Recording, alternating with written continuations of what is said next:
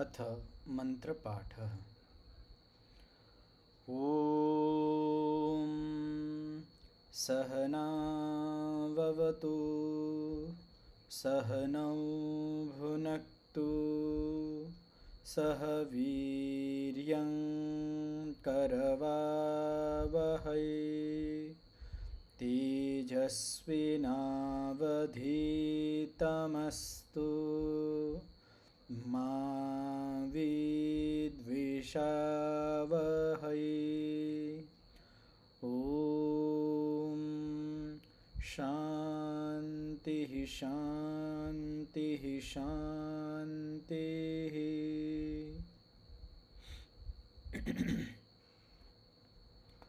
પાછળના પાઠમાં કોઈને કંઈ પૂછવું હોય, કંઈ પ્રશ્ન હોય તો પૂછી શકો છો.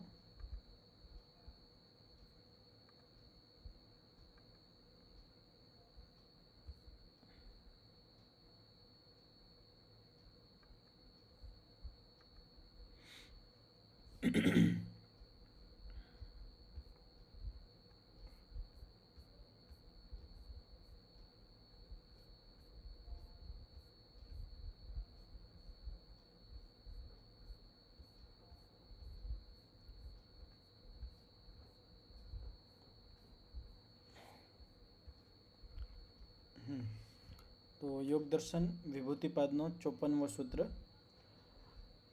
આ સૂત્રની અંદર વિવેક જ જ્ઞાન કોને કહેવાય એ વિષય ઉપર આ સૂત્ર છે. તો સૂત્ર છે તારકમ સર્વ વિષયમ સર્વથા વિષયમ અક્રમમ ચેતી વિવેકજમ જ્ઞાનમ. માઇક ખોલી લેજો અને સૂત્રનું ઉચ્ચારણ કરજો. તારકમ સર્વ વિષયમ સર્વથા વિષયમ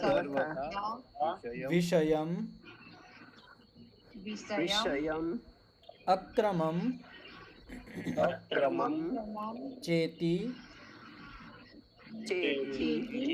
વિવેકજમ જ્ઞાનમ.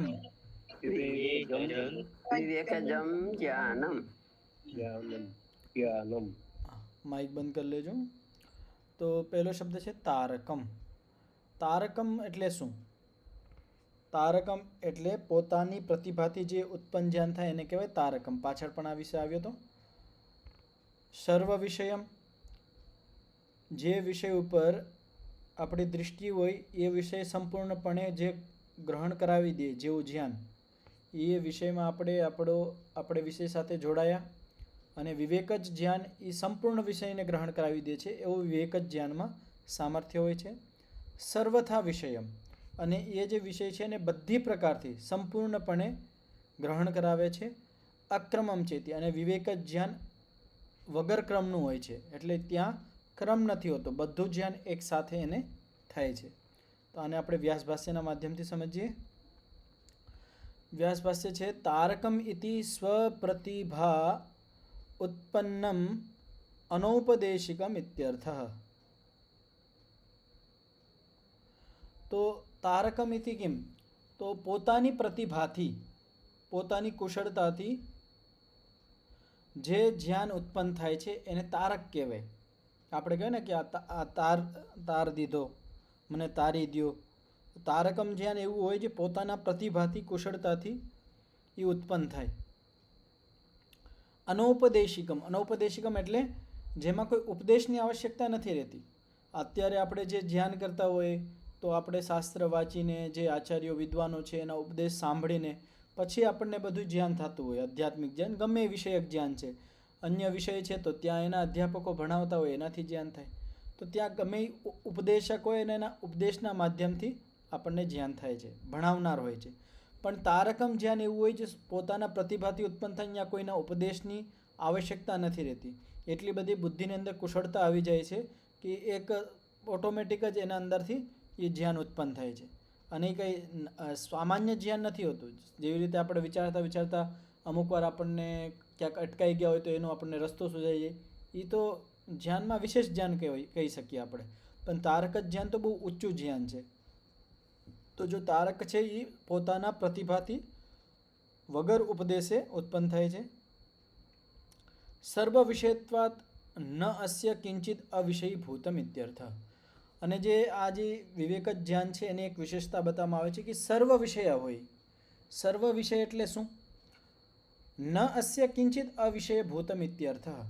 કે જેના પાસે વિવેક જ જ્ઞાન હોય એના માટે કોઈ પણ વિષય અજાણ્યો ન હોય, બધા વિષય જાણીતા હોય છે.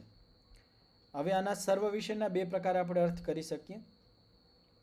કે સર્વ વિષય એટલે આપણા જે 5 વિષયો છે, તો જ્યારે જે યોગી માણસ છે જેને તારક જ જ્ઞાન પ્રાપ્ત થઈ ગયું છે, વિવેક જ જ્ઞાન પ્રાપ્ત થઈ ગયું છે, હવે જે વિષયમાં યા જે વસ્તુમાં પોતાને જોડશે, જે વસ્તુ સાથે પોતાને કનેક્ટ કરશે, જોડશે, એ વિષયક સાથે જેટલા પણ બીજા 5 વિષયો છે એ પણ એને જ્ઞાન થશે. આપણે એક વિષય સાથે જોડાયા, આપણે કોઈને જોતા હોય તો સામાન્ય રૂપે એને આપણો દૃષ્ટિ હોય જોવા સુધી, વધીને આપણે એને જોતા હોય ને સાંભળતા હોય. પણ જે વિવેક જ જ્ઞાનવાળો માણસ છે એ 5 વિષયને એકસાથ ગ્રહણ કરવાનું એમાં સામર્થ્ય હોય છે. બીજો એક અર્થ આ વાક્યનો થાય છે કે સર્વ વિષય એટલે જે વિષયમાં એ વિવેક જ જ્ઞાનવાળા યોગીએ પોતાને જોડ્યો છે એ વિષયનું સંપૂર્ણ જ્ઞાન, સાધારણ જ્ઞાન નહીં. માની લો એક ઝાડવાને જોવે છે તો આપણે તો ખાલી ઝાડવાનું બહારનું સ્વરૂપ જોતા હોય છે, પણ જે વિવેક જ જ્ઞાનવાળો જે યોગી માણસ છે એ જ્યારે ઝાડવું જોવે તો ઝાડવાની સાથે સાથે એની જે પાંદડા છે, પાંદડાની અંદર જે કોશિકાઓ છે, પરમાણુ છે, ત્યાં સુધી બધું એને એકદમ ક્લિયર દેખાતું હોય છે. આપણને ન દેખાય, આપણે ખાલી પાંદડા સુધી હોય કે બસ સામાન્ય સ્વરૂપ હોય. કે વૈજ્ઞાનિક માણસ છે તો સાથે સાથે એના લાભ પણ વિચારતો હોય છે, તો થોડું ઘણું આપણે વિચારી શકીએ. પણ જે વિવેક જ જ્ઞાનવાળો માણસ હોય એ જે વિષય સાથે જોડાય એનું સંપૂર્ણ જ્ઞાન, કેવી રીતે નિર્માણ થયું છે, શું એની અંદર પ્રક્રિયા ચાલુ છે, કેવી રીતે એ નિરંતર વધે છે, એ ટોટલ જે પ્રક્રિયા છે એ એને નિરંતર સંપૂર્ણપણે જાણે છે. પછી આગળનો શબ્દ છે સર્વથા વિષયમ. સર્વથા વિષયમ એટલે શું? તો એને ખોલવામાં આવે છે અતીત અનાગત પ્રત્યુત્પન્નમ સર્વમ પર્યાય સર્વથા જાનાતિ ઇત્યર્થ. તો પાછળ પણ આ વાત આવી હતી કે જે વિષય સાથે જોડાયો, માની લ્યો કે વૃક્ષ સાથે કનેક્ટ થઈ ગયો, વૃક્ષ સાથે જે વિવેક જ જ્ઞાન પ્રાપ્ત યોગી માણસ છે એ વૃક્ષ સાથે જોડાઈ ગયો. હવે વૃક્ષ વિષયમાં એ જે વૃક્ષ વસ્તુ સામે એને દેખાય છે એનું અતીત એટલે ભૂતકાળ, અનાગત એટલે એનું ભવિષ્ય, અને પ્રત્યુત્પન્ન એટલે જે સામે વર્તમાન છે. તો એ જે વસ્તુ સાથે જોડાય છે એ વસ્તુનું ભૂત, ભવિષ્ય અને વર્તમાન આ ત્રણેય કાળનું જ્ઞાન એને સર્વથા સંપૂર્ણપણે થાય છે. આપણે જ્યારે વસ્તુ સાથે જોડાતા હોય તો આપણે ત્રણેય કાળમાં આપણે એને ન જાણી શકીએ, આપણે ખાલી વર્તમાનને જોઈ રહ્યા હોઈએ છીએ. પણ જે વિવેક જ જ્ઞાન પ્રાપ્ત યોગી માણસ છે એને સર્વથા વિષય, સર્વથા એટલે બધી પ્રકારથી એટલે ભૂતકાળ, ભવિષ્યકાળ અને વર્તમાન કાળમાં એ વસ્તુનું જે સ્વરૂપ હશે એને સાક્ષાત જ્ઞાન થાય છે. આપણે તો અનુમાન કરી શકીએ કે આ વૃક્ષ અત્યારે આટલું છે, આટલી એની ક્ષીણતા થાય છે, તો આટલા સમય પછી આ નષ્ટ થઈ જશે, આટલા સમય પહેલાં ઉત્પન્ન થયું છે, આપણે અનુમાન કરીએ છીએ. પણ જે વિવેક જ જ્ઞાન પ્રાપ્ત યોગી માણસ છે એ અનુમાન નથી કરતો, એને પ્રત્યક્ષ દેખાય છે અતીત, અનાગત અને પ્રત્યુત્પન્ન વસ્તુ. પછી કીધું છે અક્રમમ ઇતિ એક ક્ષણ ઉપારૂઢમ સર્વમ સર્વથા ગૃહણાતિ ઇત્યર્થ. આ વાત પાછળ પણ આવી હતી. અક્રમમ ઇતિ એટલે શું? કે એને કોઈ ક્રમની જરૂર નથી પડતી. જેવી રીતે એક સાધારણ મનુષ્ય છે કાં એક બુદ્ધિમાન મનુષ્ય છે જે ક્રમથી જાણતો હોય, પહેલાં એ વસ્તુ સામે પડે છે એનું વર્તમાન જોશે, વર્તમાનના આધારે એનું ભવિષ્યનું માપન કરશે, ભવિષ્ય અને વર્તમાનમાં આધારે એનું ભૂતકાળનું માપન કરશે. એ એક ક્રમથી વિચારતો હોય છે અને એને ક્રમની જરૂર પડે છે. પણ જે વિવેક જ જ્ઞાન પ્રાપ્ત યોગી માણસ છે એ અક્રમમ, એને ક્રમની જરૂર નથી પડતી. અતીત, અનાગત અને વર્તમાન, આ ત્રણેય ભૂત, ભવિષ્ય અને વર્તમાન ત્રણેયનું એક સાથે વગર ક્રમ વગર ત્રણેયનું એક સાથે જ્ઞાન કરે છે. એતદ વિવેકજમ જ્ઞાનમ પરિપૂર્ણમ, અને આને કહેવાય વિવેક જ જ્ઞાન. તો 3 શરત અહીં મૂકવામાં આવી. તારકમ એટલે જે પોતાના પ્રતિભાથી, પોતાની કુશળતાથી જે જ્ઞાન ઉત્પન્ન થાય એને તારકમ. તો પહેલું વિશેષણ શું છે? તારકમ હોવું જોઈએ. બીજું છે સર્વ વિષયમ, કે જે વિષય સાથે જોડાય એ વિષયનું સંપૂર્ણ જ્ઞાન હોવું જોઈએ. એની અંદરની જે પરમાણુ છે, અંદરની જે કોશિકાઓ છે, કઈ રીતે કામ કરે છે, એ ટોટલ એકદમ પ્રત્યક્ષ થવું જોઈએ. તો એ થઈ ગયું સર્વ વિષયમ. સર્વથા વિષયમ એટલે ભૂત, ભવિષ્ય અને વર્તમાન ત્રણેય કાળમાં જે એના ધર્મો છે એનું સાક્ષાત એને જ્ઞાન થવું. તો આને કહેવાય વિવેક જ જ્ઞાન. અસ્યૈવ અંશો યોગ પ્રદીપ. આ જે વિવેક જ જ્ઞાન છે આનો એક અંશ છે. કોણ? યોગ પ્રદીપ. જે પાછળ આવી હતી કે આ યોગ પ્રદીપ માંડ મને પુરુષાર્થ કરીને, જેમ તેમ પુરુષાર્થ કરીને વગર બહુ મુશ્કેલથી મને મળ્યો છે, તો મારે આનું રક્ષણ કરવું જોઈએ. તો આ જે યોગ પ્રદીપ છે એ આ વિવેક જ જ્ઞાનનો જ એક અંશ છે, એક ભાગ છે. મધુમતીમ ભૂમિમ ઉપાદાય યાવદ અસ્ય પરિસમાપ્તિ રીતિ. તો આ વિવેક જ જ્ઞાન ક્યાં સુધી કાર્ય કરે છે તો એની એક સીમા બતાવવામાં આવે છે કે મધુમતી ભૂમિમ, જે 4 પ્રકારના યોગી કહેવામાં આવ્યા હતા, મધુમતી બીજા નંબરનો જે યોગી માણસ હતો, ત્યાંથી લઈને જ્યાં સુધી યોગ પ્રદીપની પરિસમાપ્તિ થાય, એટલે જ્યાં સુધી એને યોગ પ્રદીપ પ્રાપ્ત થઈ જાય ત્યાં સુધી વિવેક જ જ્ઞાન એની સાથે જોડાઈને કામ કરે છે. એ પછી ઉપરની સ્થિતિ આવી જાય છે કેવલ્યવાળી. તો આ સૂત્ર અહીંયા પૂર્ણ થયું. આમાં કોઈને કંઈ પૂછવું હોય, કંઈ પ્રશ્ન હોય તો પૂછી શકો છો.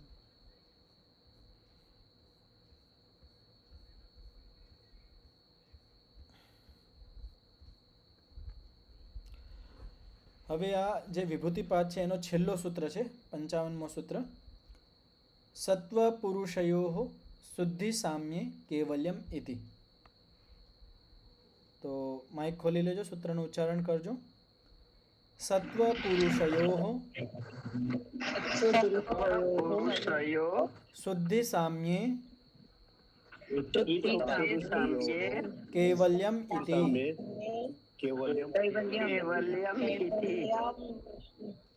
માઇક બંધ કરી લેજો.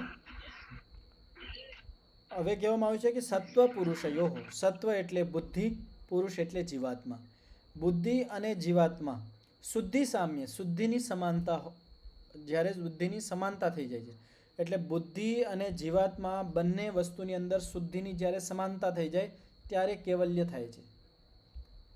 તો જે જીવાત્મા છે એ તો શુદ્ધ છે, સ્વભાવતઃ શુદ્ધ છે, પણ જે બુદ્ધિ છે એ અવિદ્યાના હિસાબે મલિન થઈ જાય છે. તો જ્યારે બુદ્ધિ અને જીવાત્મા બંનેમાં શુદ્ધિનું સામ્ય થઈ જાય છે, સમાનતા આવી જાય છે, ત્યારે કેવલ્યની પ્રાપ્તિ થઈ છે. જ્યાં સુધી બંનેમાં શુદ્ધિની સામ્યતા નહીં થશે, શુદ્ધતાની સામ્યતા નહીં આવે, સમાનતા નહીં આવે, ત્યાં સુધી કેવલ્ય નહીં થાય. આ સૂત્રનું વ્યાસભાષ્ય છે યદા નિર્ધૂત રજસ્તમોમલમ બુદ્ધિસત્વમ પુરુષસ્ય અન્યતા પ્રતિપત્તિ માત્રાધિકારમ દગ્ધ ક્લેશ બીજમ ભવતિ તદા પુરુષસ્ય શુદ્ધિ સારૂપ્યમ ઇવ આપન્નમ ભવતિ. તો એક પ્રક્રિયા બતાવે છે, એક માપન બતાવે છે કે કેવી રીતે આપણે ખબર કરી શકીએ, આપણે જાણી શકીએ કે મારી બુદ્ધિ શુદ્ધ થઈ ગઈ છે. તો એના માટે પહેલું તો લક્ષણ કહેવામાં આવ્યું કે નિર્ધૂત રજ તમોમલમ બુદ્ધિસત્વમ. જો આપણી બુદ્ધિ છે સત્વ પ્રધાન છે, એમાં જે રજોગુણ અને તમોગુણ રૂપી જે મલ છે એ નિર્ધૂત એટલે હટી ગયા છે. આપણું જે બુદ્ધિ તત્વ છે ત્રિગુણાત્મક છે, તો સંપૂર્ણપણે રજોગુણ તમોગુણ તો હટી નહીં શકે, પણ અહીંયા મળ રૂપમાં જે છે, મળ રૂપમાં એટલે જેટલું આવશ્યક છે એટલું જ રહેવાનું છે. તો એનો જે પ્રભાવ છે રજોગુણ અને તમોગુણનો, એ પ્રભાવ અહીંયા નથી રહેવાનો, અહીંયા સત્વનો પ્રભાવ રહેવાનો છે. સત્વ પ્રધાન છે તો હવે સત્વનો જ અહીંયા પ્રભાવ રહેવાનો છે. તો જ્યારે બુદ્ધિસત્વ રજોગુણ અને તમોગુણ રૂપી જે મળ રૂપમાં છે એ ત્યાંથી હટી જાય. આ પહેલી શરત છે. પુરુષસ્ય અન્યતા પ્રતિપત્તિ. અને બીજી શરત શું કહેવામાં આવે કે જ્યારે બુદ્ધિને એટલું ખબર પડવા માંડે કે જીવાત્મા જુદી છે, એટલે આપણે પોતાને આપણા બુદ્ધિથી આપણે જાણી લઈ પુરુષ અન્યતા પ્રતિપત્તિ, પુરુષનું એટલે જીવાત્માનું જુદું જ્ઞાન થવું. પ્રતિપત્તિ માત્રાધિકારમ. અને ત્રીજી કન્ડિશન છે દગ્ધ ક્લેશ બીજમ. અને જે ક્લેશ છે, ક્લેશના જે બીજ છે, કારણ છે, સંસ્કાર, એ દગ્ધ બીજ થઈ જવા જોઈએ.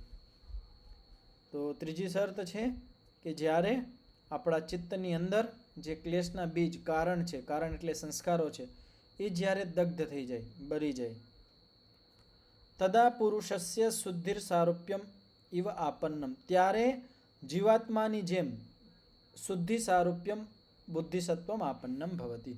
તો ત્યારે જ આ બુદ્ધિસત્વ પુરુષ જેટલું શુદ્ધ બની જાય છે. તો પુરુષના સમાન શુદ્ધ ક્યારે થાય બુદ્ધિસત્વ? જ્યારે એના અંદરથી રજોગુણ અને તમોગુણ રૂપી મળ હટી જાય છે. પુરુષની અન્યતા પ્રતિપત્તિ એટલે જીવાત્મા જુદું છે એ એની પ્રતિપત્તિ થવા માંડે છે અને ક્લેશના જે સંસ્કારો છે એ દગ્ધભીત થઈ જાય છે. ત્યારે આપણે સમજવાનું કે હવે બુદ્ધિસત્વ પુરુષ જીવાત્માને જેટલું શુદ્ધ થઈ ગયું છે. તદા પુરુષસ્ય ઉપચરિત ભોગાભાવ શુદ્ધિ. અને જીવાત્મા તો નિતાંત શુદ્ધ બુદ્ધ મુક્ત છે, પણ અહીંયા શું કહેવામાં આવે છે કે પુરુષ પણ શુદ્ધ થાય છે. તો આ કેવી રીતે આપણે આ વાક્યને ઘટાડી શકીએ? જીવાત્મા તો પહેલાંથી જ શુદ્ધ બુદ્ધ મુક્ત છે, પછી આપણે એમ કહીએ કે જીવાત્મા શુદ્ધ થાય છે, તો વાક્ય ખોટું પડે. તો અહીંયા શું સમજવાનું કે જ્યાં સુધી જીવાત્મા ચિત્ત સાથે જોડાયેલું હોય તો ચિત્તનો પ્રભાવ જીવાત્મા ઉપર આવે. તો ચિત્ત મલિન હોય, ચિત્ત જેવું દેખાડે એવું જીવાત્મા જોતું હોય છે. તો એના હિસાબે જે ચિત્તમાં જે અશુદ્ધિ હોય એ જ જીવાત્મામાં આરોપિત કરીએ તો આપણે કહીએ કે આ જીવાત્મા પાપી છે. વાસ્તવમાં જીવાત્મા કોઈ દી પાપી નથી હોતો, પણ એનું જે ચિત્ત છે એ અવિદ્યા અને પાપોથી યુક્ત છે, એટલે આપણે જીવાત્માને પણ કહી દઈએ છીએ. તો તેવી જ રીતે અહીંયા કહેવામાં આવ્યું છે કે ઉપચરિત ભોગાભાવ, કે જે આપણું જે ચિત્ત છે એનું જે ભોગ હતો એનો અભાવ થઈ ગયો. શા માટે? કે એના ક્લેશ દગ્ધબીજ થઈ ગયા છે અને પુરુષા અન્યતા પ્રતિપત્તિ જીવાત્માનું અને જુદું ધ્યાન થઈ ગયું છે. તો જે ચિત્તનું જે કામ હતું એ પૂરું થઈ ગયું. તો એવી સ્થિતિની અંદર ઉપચરિત ભોગાભાવ, ઉપચરિત ભોગ, એનો જો ભોગ હતો, ચિત્તનું જે કામ હતું એ પૂર્ણ થઈ ગયું. તો હવે ચિત્તના કાર્યનો અભાવ છે. તો આવી સ્થિતિની અંદર ચિત્ત જીવાત્માને મલિન નહીં કરી શકે. એનો પ્રભાવ, ચિત્તનો પ્રભાવ જીવાત્મા ઉપર નહીં જાય. તો એટલે આપણે કહીએ કે પુરુષ પણ શુદ્ધ બની જાય છે. એતસ્યામ અવસ્થાયામ કેવલ્યમ ભવતી ઈશ્વરસ્ય અનીશ્વરસ્ય વા વિવેક જ જ્ઞાન ભાગીન ઇતરસ્ય વા. આ વાક્ય અત્યંત મહત્વપૂર્ણ છે, ધ્યાનથી સમજજો. એતસ્યામ અવસ્થાયામ કેવલ્યમ ભવતી. આ અવસ્થાની અંદર, કયા અવસ્થાની અંદર? કે જ્યારે આપણું બુદ્ધિસત્વ રજોગુણ તમોગુણ રૂપી મળ હટી જાય છે, બુદ્ધિસત્વની અંદરથી જીવાત્માનું પૃથક ધ્યાન થઈ જાય છે, ક્લેશના કારણ જે સંસ્કારો છે દગ્ધબીજ થઈ જાય છે. આવી જ્યારે સ્થિતિ થાય ત્યારે જીવાત્માનું કેવલ્ય થાય છે. એતસ્યામ અવસ્થાયામ કેવલ્યમ ભવતી. આ અવસ્થાની અંદર કેવલ્ય થાય છે, મોક્ષની પ્રાપ્તિ થાય છે. કેની પ્રાપ્તિ? કોને પ્રાપ્ત થાય છે આ કેવલ્યની? ઈશ્વરસ્ય અનીશ્વરસ્ય વા. ઈશ્વરને અને જે અનીશ્વર છે, જે ઈશ્વર નથી એને. હવે ઈશ્વર શબ્દથી અહીંયા શું ગ્રહણ કરવાનું? જે પરમાત્મા છે એનું કથન નથી અહીંયા ઈશ્વર શબ્દથી પરમાત્માનું કથન નથી. ઈશ્વર એટલે ઈશ ઐશ્વર્ય, કે જેને ઐશ્વર્ય પ્રાપ્ત થઈ ગયા છે. કયા ઐશ્વર્ય? શું આ ભૌતિક સંપર્ય આ ઐશ્વર્ય છે? જેના પાસે ઘણી બધી ગાડી બંગલાઓ એને ઈશ્વર કહેવાય? એ અહીંયા જે ઈશ્વર શબ્દનો અર્થ છે એ છે ઈશ ઐશ્વર્ય, જેને ઐશ્વર્ય પ્રાપ્ત થઈ ગયા છે, જેને આધ્યાત્મિક ઐશ્વર્ય પ્રાપ્ત થઈ ગયા છે, જેને યોગના ઐશ્વર્ય પ્રાપ્ત થઈ ગયા છે. કયા? અર્થાત જેને સિદ્ધિઓ પ્રાપ્ત થઈ ગઈ છે. તો યોગના ક્ષેત્રની અંદર ઈશ્વર કોને કહેવામાં આવે? કે જેને ઐશ્વર્ય એટલે જે સિદ્ધિઓ પ્રાપ્ત થઈ ગઈ છે. તો જેને સિદ્ધિઓ પ્રાપ્ત થઈ છે. અનીશ્વર એટલે જેને સિદ્ધિઓ પ્રાપ્ત નથી થઈ. તો ટૂંકમાં શું અહીંયા નિર્ણય નીકળીને આવ્યો કે સિદ્ધિ કોઈ અનિવાર્ય નથી. સિદ્ધિ પ્રાપ્ત ન થાય, એક કંઈ પણ સિદ્ધિ ન પ્રાપ્ત થાય છતાં પણ આપણે કેવલ્ય પ્રાપ્ત કરી શકીએ છીએ, મોક્ષ પ્રાપ્ત કરી શકીએ છીએ. આ વાક્યની અંદર ચોખ્ખું કહેવામાં આવ્યું છે કે એતસ્યામ અવસ્થાયામ કેવલ્યમ ભવતી ઈશ્વરસ્ય અનીશ્વરસ્ય વા. કે જે સિદ્ધિ પ્રાપ્ત છે કે સિદ્ધિ પ્રાપ્ત નથી, બંનેને પણ જ્યારે આ અવસ્થાની અંદર પહોંચી જાય ત્યારે કેવલ્ય પ્રાપ્ત થઈ જાય. શરત એક જ છે કે બુદ્ધિસત્વ છે એ શુદ્ધ થઈ જવું જોઈએ. બુદ્ધિસત્વ છે જીવાત્માની જેમ શુદ્ધ થઈ જવું જોઈએ. તો જે સૂત્ર હતો સત્વ પુરુષયો શુદ્ધિ સામ્યે, કે સત્વ એટલે બુદ્ધિ અને જીવાત્માની શુદ્ધિની સમાનતા જ્યારે થઈ જાય ત્યારે કેવલ્ય પ્રાપ્ત થાય. તો એક જ શરત છે કે હવે જ્યારે તો આપણે સિદ્ધિ પ્રાપ્ત કરી હોય કે સિદ્ધિ પ્રાપ્ત ન કરી હોય, એક કંઈ સિદ્ધિ પ્રાપ્ત ન કરી હોય છતાં પણ આપણે આપણા ચિત્તને જીવાત્માને સમાન શુદ્ધ કરી દઈ તો આપણે કેવલ્યના ભાગી બની જાય છે, કેવલ્યના અધિકારી બની જાય છે. પછી આગળ કહેવામાં આવ્યું છે વિવેક જ જ્ઞાન ભાગીને ઇતરસ્ય વા. હવે જેને વિવેક જ જ્ઞાન પ્રાપ્ત થયું છે કે જેને વિવેક જ જ્ઞાન પ્રાપ્ત નથી થયું, બંને મોક્ષના અધિકારી બની શકે છે, પણ કન્ડિશન એક જ છે, શરત એક જ છે કે બુદ્ધિસત્વની જીવાત્માને સમાન શુદ્ધિ હોવી જોઈએ. હવે માની લો કોઈ એવો માણસ છે જેના પાસે વિવેક જ જ્ઞાન નથી, વિવેક જ જ્ઞાન કહું છું, વિવેક જ જ્ઞાનનો અભાવ છે. તો આવી સ્થિતિની અંદર અગર એણે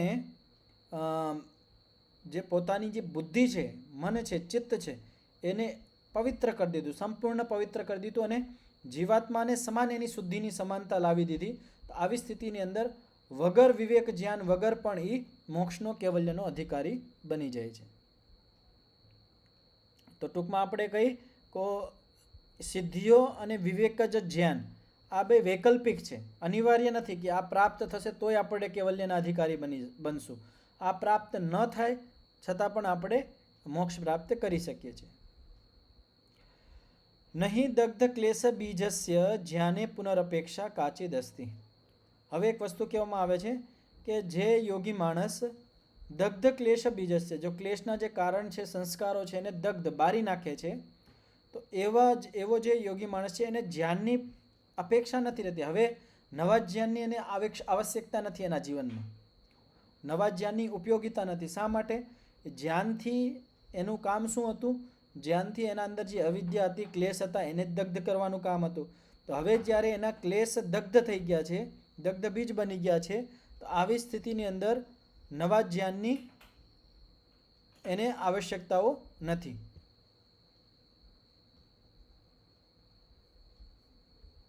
એક મિનિટ હોલ્ડ રાખજો, જલ્દી આજા ફટાફટ.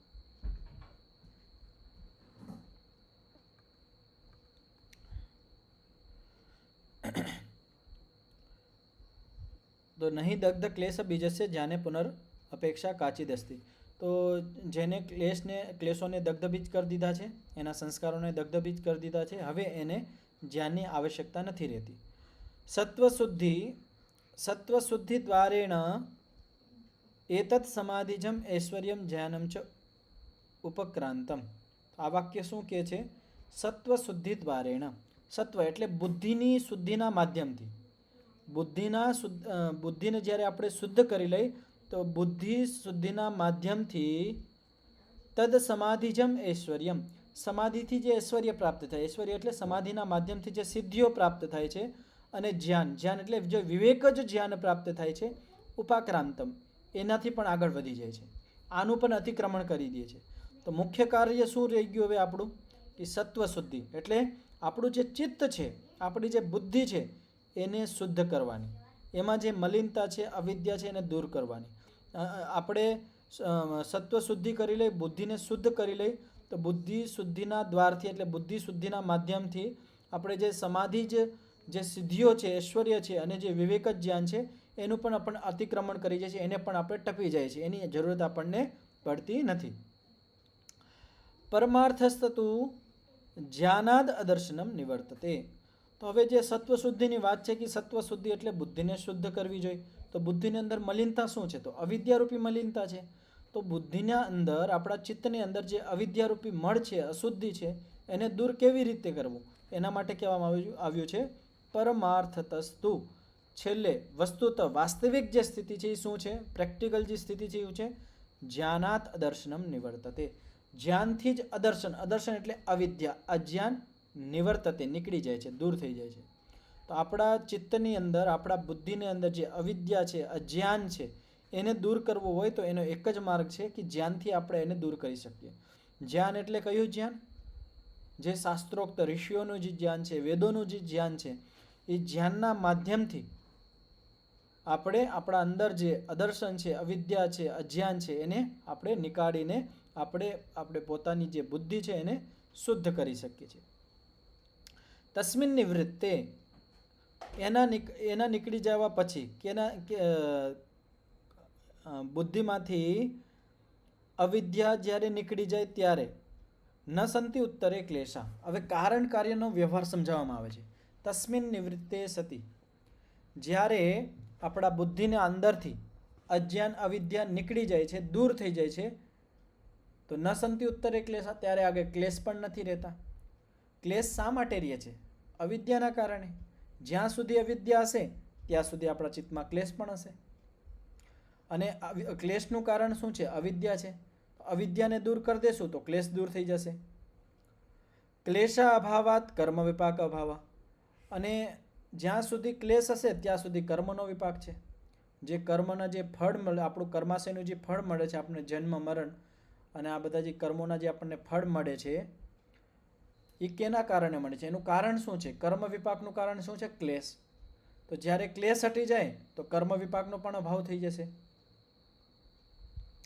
અને જ્યારે કર્મ વિપાકનો પણ અભાવ થઈ જાય ત્યારે કહેવામાં આવે છે ચરિતાધિકારાશ્ચ એતસ્યામ અવસ્થાયામ ગુણા ન પુરુષસ્ય દૃશ્યત્વેન પુનરુપતિષ્ઠન્તે. તો જ્યાં સુધી આપણું કર્માશય હોય ને ત્યાં સુધી જ એ સત્વગુણ, રજોગુણ અને તમોગુણ, આ જે ત્રણેય ગુણ છે આપણા માટે એટલે જીવાત્મા માટે દૃશ્ય રૂપમાં, કાર્ય જગત રૂપમાં ઉપસ્થિત રહે છે. હવે જ્યારે કર્મ વિપાકનો અભાવ થઈ ગયો, કર્મ વિપાક એટલે કર્માશયનું જે ફળ મળવાનું હતું એનો જ અભાવ થઈ ગયો, એ જ હટી ગયું, ત્યારે હવે ગુણનો કોઈ પ્રયોજન નથી રહ્યો.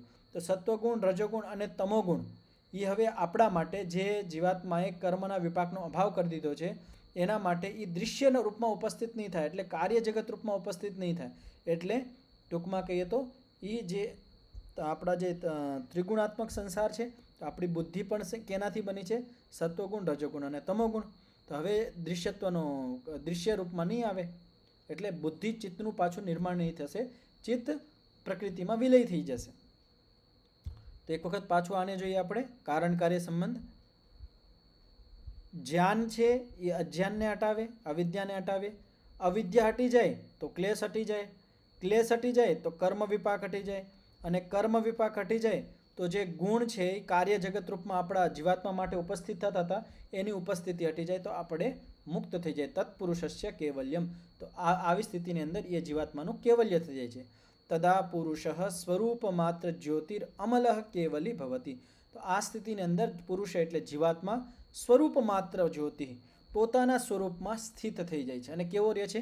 અમલઃ, મલરહિત, અશુદ્ધિ રહિત, સંપૂર્ણપણે શુદ્ધ. કેવલી ભવતી, કેવલ એકલો રહે છે. હવે અહીંયા એની સાથે પ્રકૃતિ નથી રહેતી. હવે એ ઈશ્વરના આનંદમાં મગ્ન હોય છે. તો આ સૂત્ર પૂર્ણ થયું. આમાં કોઈને કંઈ પૂછવું હોય, કંઈ પ્રશ્ન હોય તો પૂછી શકો છો. બધાને સ્પષ્ટ થઈ ગયું આ સૂત્ર? હા, પ્રિયંકાબેન. એકવાર પેલું ફરીથી કહેશો? અજ્ઞાન દૂર થાય તો ક્લેશની નિવૃત્તિ થાય, ત્યાર પછી કર્મફળ, પછી આગળ. હા, અહીંથી છે જ્ઞાનાત અદર્શનમ નિવર્તતે. જ્ઞાનથી અજ્ઞાન હટે છે, જ્ઞાનથી વિદ્યાથી અવિદ્યા હટે છે, કે જ્ઞાનથી અજ્ઞાન હટે છે, એક જ વાત છે. અને જ્યારે અજ્ઞાન હટી જાય તો ક્લેશ હટી જાય. ક્લેશોનું કારણ છે અજ્ઞાન. અજ્ઞાન નિવૃત્ત થઈ જાય તો ક્લેશ નિવૃત્ત થઈ જાય, અને ક્લેશ નિવૃત્ત થઈ જાય તો કર્મનું વિપાક, કર્મનું જે ફળ છે, કર્માશયનું જે ફળ મળવાનું છે, કર્મનો વિપાક છે એનો અભાવ થઈ જાય. અને કર્મ વિપાકનો જ્યારે અભાવ થઈ જાય તો જ્યારે જે ગુણ છે કાર્ય જગત રૂપમાં જીવાત્મા માટે જે ઉપસ્થિત હતા એ હવે ઉપસ્થિત નહીં થાય. એટલે એવા જીવાત્મા માટે ગુણ છે એ કારણ રૂપમાં રહેશે, મૂળ રૂપમાં રહેશે. સત્વગુણ, રજોગુણ અને તમોગુણ એના માટે કારણ રૂપમાં રહેશે, કાર્ય રૂપમાં એના માટે ઉપસ્થિત નહીં થશે. હવે પાછળ પણ આ વાત આવી હતી કે આ સંસાર તો એમણે રહેવાનો છે. હવે માની લો આપણામાંથી કોઈ મુક્તિનો અધિકારી બની જાય તો આ સંસાર નથી બગડવાનો, સંસાર આમનામ રહેવાનો છે. પણ એના માટે હવે આ કાર્ય જગત રૂપમાં નહીં રહેશે. એના માટે આ જે સત્વગુણ, રજોગુણ અને તમોગુણ મૂળ પ્રકૃતિ રૂપમાં એના માટે કામ કરશે. એનું બંધન નહીં થાય આનાથી.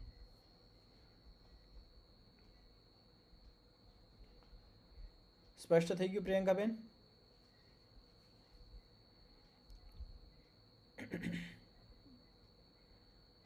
હા, ચાલો. તો હું પ્રશ્ન પૂછી લઉં હવે. હા, નરેશભાઈ. આચાર્યજી, આ સૂત્રમાં જે કીધું છે વિવેક જ જ્ઞાન કીધું છે અને વિવેક કીધું, એ બંનેમાં તફાવત છે ને? હા, બંને જ્ઞાન અલગ અલગ છે. વિવેક જ્ઞાન તો કહેવાય કે જ્યાં સત્વ પુરુષ અન્યતા ખ્યાતિ, વિવેક ખ્યાતિ જેને કહેવાય, જ્યાં જીવાત્મા અને બુદ્ધિનું પૃથક પૃથક જ્ઞાન થઈ જવું. અને અહીંયા શું કહેવામાં આવ્યું છે કે રજોગુણ, તમોગુણ અને પાછળ આવ્યું હતું ને તારકમ, આના ઉપરનો જે સૂત્ર હતો વિવેક જ્ઞાનનું જ્યાં સ્વરૂપ બતાવવામાં આવ્યું હતું, તારકમ પોતાની પ્રતિભાથી ઉત્પન્ન થવું જોઈએ, સર્વ વિષયમ, તો એ વિવેક જ્ઞાનથી થોડુંક જુદું છે, સ્વરૂપ છે. તો વિવેક જ જ્ઞાન એટલું બધું આવશ્યક નથી જેટલું વિવેક જ્ઞાન આવશ્યક છે. વિવેક જ્ઞાન વગર તો આપણે વૈરાગ્ય સુધી ન પહોંચી શકીએ. વિવેક ખ્યાતિ તો જરૂરી છે, પણ વિવેક જ જ્ઞાન સિદ્ધિના માધ્યમથી પ્રાપ્ત થાય છે, તો એની એટલી આવશ્યકતા નથી રહેતી.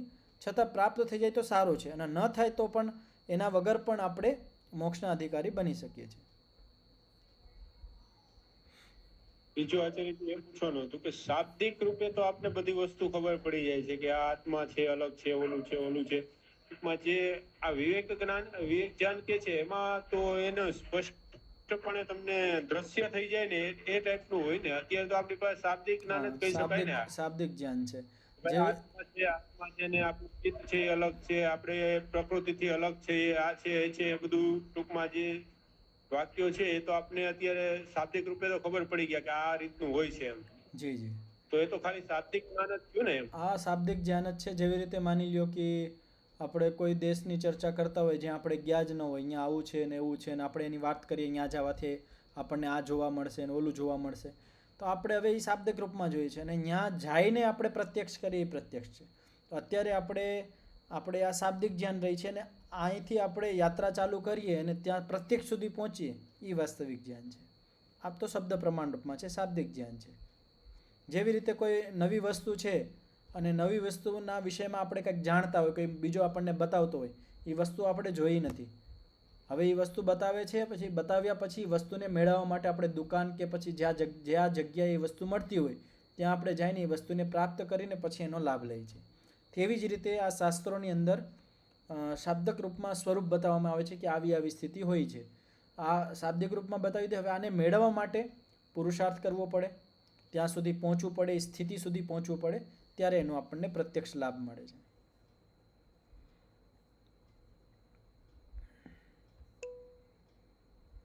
જી અથર્વ મુનિજી. તો આચાર્ય એનો અર્થ એવો થાય કે આ જે જ્ઞાન છે બધું એ આપણે અત્યારે થિયરીમાં છીએ, પ્રેક્ટિકલ આપણે જાતે કરવું પડે. ટૂંકમાં સાચું છે એમાં કોઈ મના નથી, પણ આપણે પ્રેક્ટિકલ આપણે જાતે કરવું પડે, એને માટે તપ કરવું પડે. જી જી, વ્યવહારમાં લાવવું પડે, જીવનમાં લઈ આવવું પડે. જી એ જ છે. ધન્યવાદ.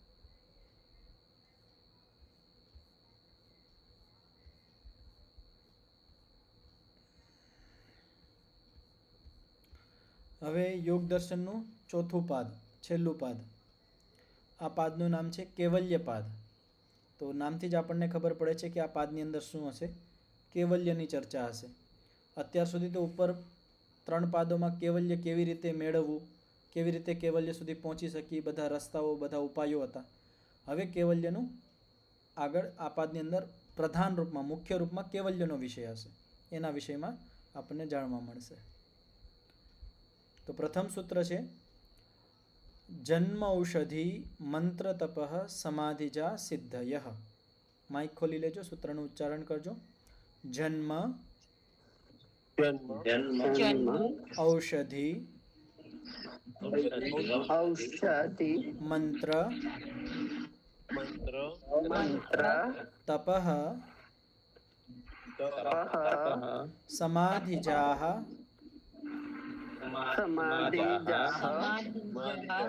સિદ્ધયઃ.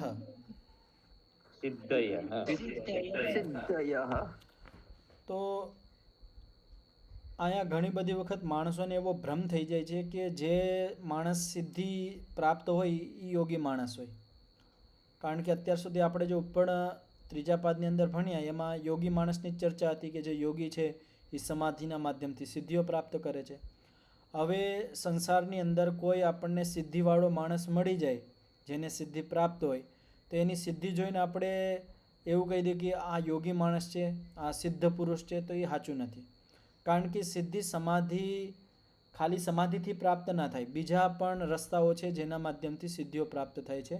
તો બીજા કયા રસ્તાઓ છે, બીજા કયા ઉપાયો છે જેનાથી સિદ્ધિયા મળે છે? તો પહેલું છે જન્મ.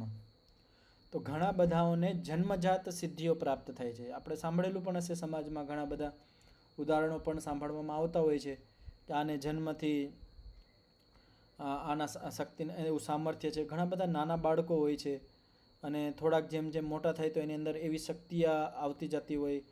કોઈને અગ્નિનો સ્પર્શ અનુભવ ન થતો હોય, કાં પછી એની બુદ્ધિ જે શક્તિ છે એ બહુ તીવ્ર હોય, અતિ તીવ્ર હોય છે.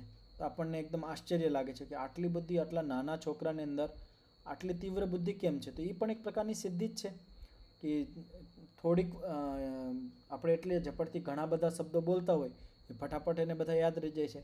સામાન્ય બુદ્ધિમાન માણસ હોય એ પણ એક સાથે 50, 100, 200, 300 શબ્દો એક સાથે બોલીએ તો એ ન યાદ રાખી શકે. પણ જન્મજાત અમુક બાળકોને એવી સિદ્ધિ પ્રાપ્ત હોય છે, એક જ વખત સાંભળે છે ને એની યાદ રહે છે, તો એ પણ એની એક પ્રકારની સિદ્ધિ છે.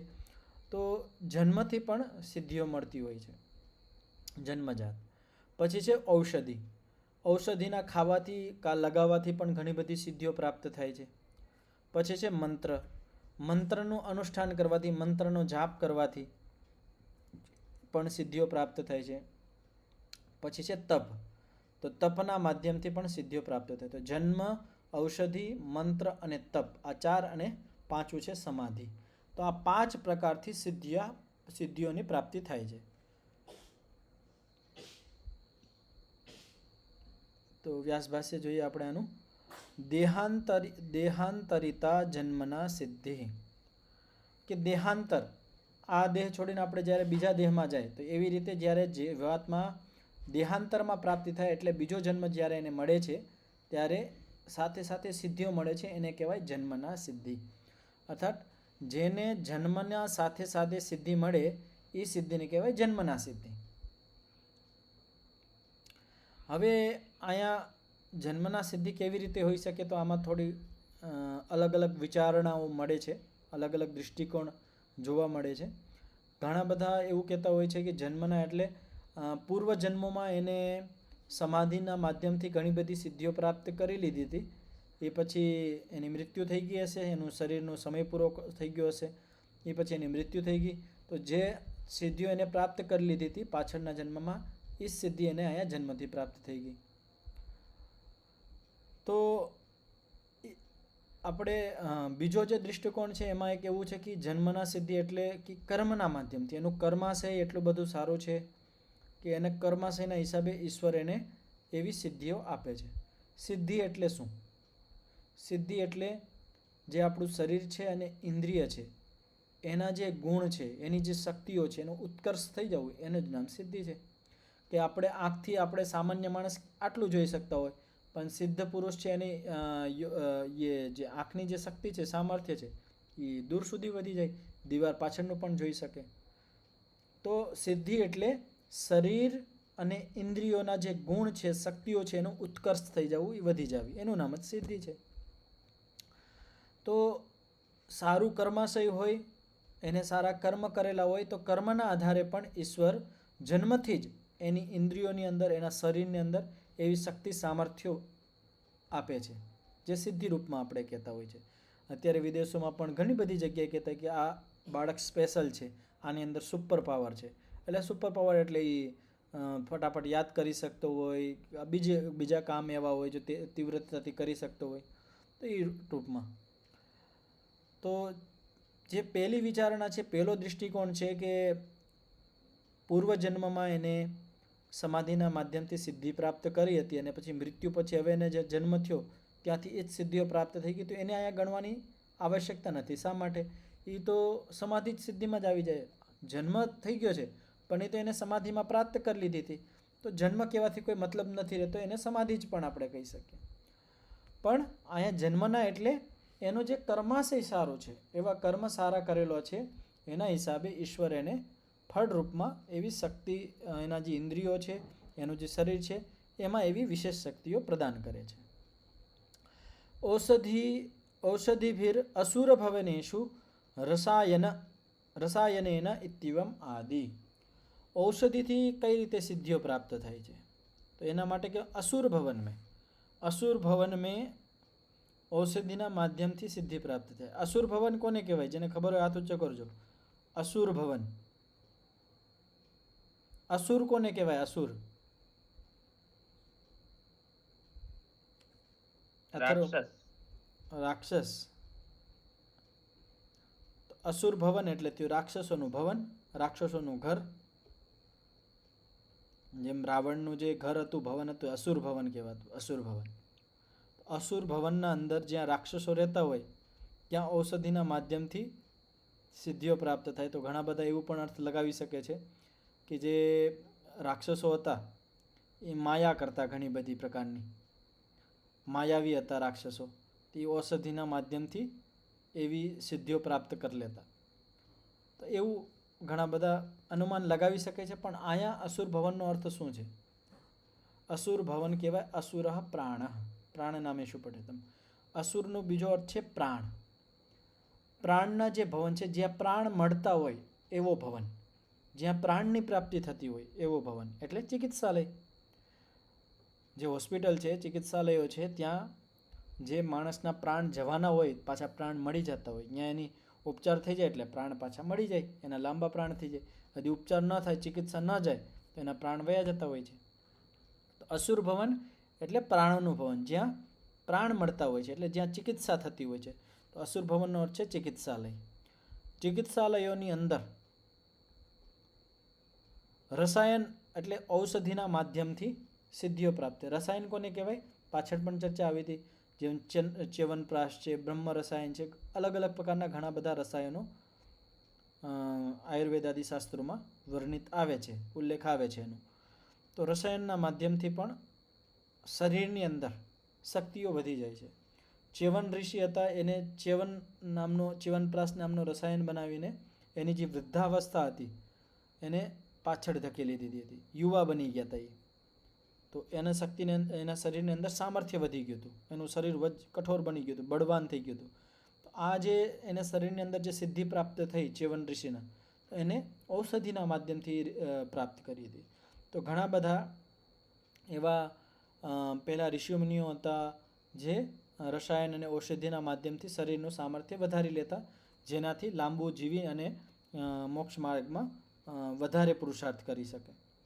તો ઔષધિના માધ્યમથી પણ સિદ્ધિઓ પ્રાપ્ત થાય છે. ઘણા બધા ઔષધિના માધ્યમથી સિદ્ધિઓ પ્રાપ્ત કરીને એનો દુરુપયોગ પણ કરતા હોય છે.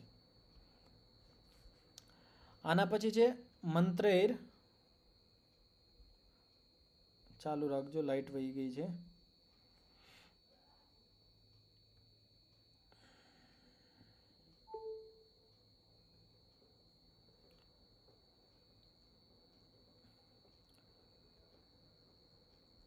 તો આજે આટલું જ રાખીએ. લાઈટ આચાર્યજી, હા. અવાજ કપાઈ ગયો મારા. હવે આવે છે અવાજ? ઓમ. આવે છે. હા, તો આજે આટલું જ રાખીએ. અહીંયા શું આજ લાઇટ નથી ને, ઇન્વર્ટર ઉપર છે, તો હમણાં થોડીક વારમાં પાછી બંધ થઈ જાય. સમય પણ થઈ ગયો છે. તો આજે આપણે આટલું જ રાખીએ. આગળનો પાઠ કાલે કરીશું. ઓમ. 3 વખત શાંતિનું ઉચ્ચારણ કરીને પાઠનો વિરામ કરીશું. તૂટક આવે છે, નથી આવતો. શાંતિ નથી આવતો અવાજ. શાંતિ શાંતિ. એ જે અવાજ નથી આવતો. હવે આવે છે અવાજ? ઓમ. આવે જાય છે. આજે કપાઈ જાય છે. આજે આટલું જ રાખીએ. કાલે કરીશું પાઠ. ઓમ. નમસ્તે જી. નમસ્તે.